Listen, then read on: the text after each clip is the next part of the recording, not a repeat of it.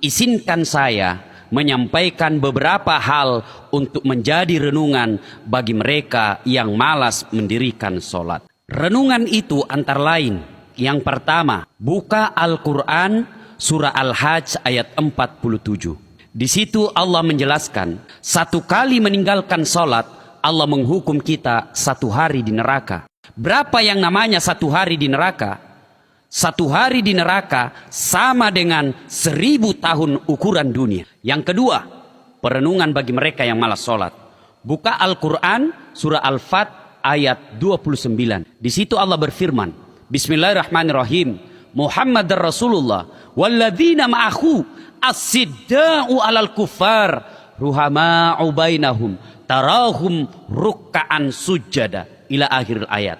Yang artinya bahwa tanda umat Muhammad itu setidaknya ada 5. Salah satu di antaranya kata Allah, rukka'an sujada. Kamu lihat mereka ruku dan sujud. Ini artinya bahwa jika ada di antara kita puasanya baik, sedekahnya lengkap, zakatnya juga sempurna, bahkan sudah haji, tapi dia tidak sholat, kata Nabi, dia termasuk orang kafir. Bahkan Rasulullah Muhammad SAW dengan tegas mengatakan, batas antara kekafiran dan keislamanmu adalah sholat. Ketika kau tidak sholat, kau kafir di hadapan Allah Subhanahu wa Ta'ala. Demikian penegasan Rasulullah SAW yang bisa kita lihat dalam kitab Al-Lu'lu' wal Marjan jilid 2. Perenungan ketiga bagi mereka yang malas sholat. Nabi pernah bersabda, as-salatu miftahul khair, as-salatu miftahul jannah, as-salatu imanuddin. Salat itu kunci kebaikan, salat itu tiangnya agama, salat itu kuncinya surga. Artinya apa? Jika ada orang yang bagus akidahnya, bagus agamanya, tapi dia tidak sholat, banyak amal kebaikannya, nanti di akhirat dia tidak punya kunci kebaikan, nanti di akhirat dia tidak punya kunci surga, bahkan dia termasuk orang yang tidak punya tiang agama. Perenungan yang keempat bagi mereka yang malas sholat. Pernah suatu saat Nabi sedang ceramah, tiba-tiba datang anak muda menangis di hadapan Nabi. Nabi pun kemudian berkata, anak muda, kenapa kau menangis? Ya Rasulullah, bagaimana saya tidak menangis? Bapakku mati, tidak ada yang sholati jenazahnya. Nabi bangkit dari tempat duduk dan marah. Berdosa seluruh orang Islam yang ada di desamu. Kenapa mereka tidak sholati bapakmu? Ya Rasulullah, bapakku tidak ada yang sholati jenazahnya karena jenazahnya berubah jadi babi. Nabi bangkit dari tempat duduk dan heran. Betulkah ada orang yang jadi babi? Nabi datangi setelah dilihat, na'udzubillah min zalik, betul jadi babi. Nabi kemudian doakan, kemudian berubah kembali menjadi manusia, dimandikan, dikafani dan disolati. Selesai disolati, mau dimasukkan ke liang kubur, berubah kembali jadi babi.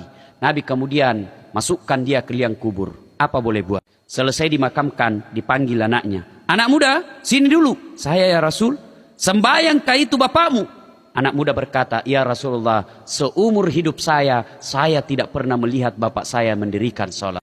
Perenungan yang kelima, di alam kubur nanti, menurut buku Tanbihul Ghafilin yang dikarang oleh Abu Laith As-Samarkandi, di situ dijelaskan bahwa orang yang tidak mendirikan sholat pada saat dia meninggal nanti di alam kuburnya, ada teman yang diutus dari neraka Jahannam, namanya Asi Suhuja Al-Uqra. Kemudian terjadilah dialog dengan jenazah dengan utusan ini. Jenazah itu berkata, man anta, siapa kamu?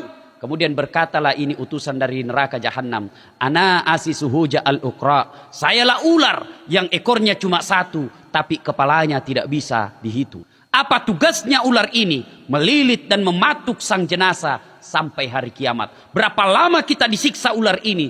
Tergantung berapa lama datangnya kiamat. Na'udzubillah, zumma na'udzubillah. Perenungan yang ke-6.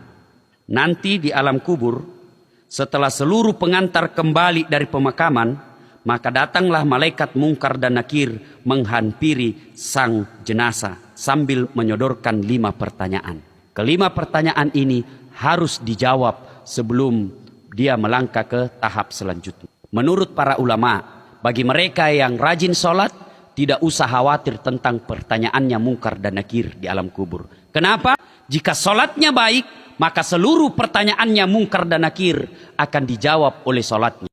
Mengakhiri uraian, saya mengajak kepada kita semua untuk kembali memelihara sholat 5 waktu kita.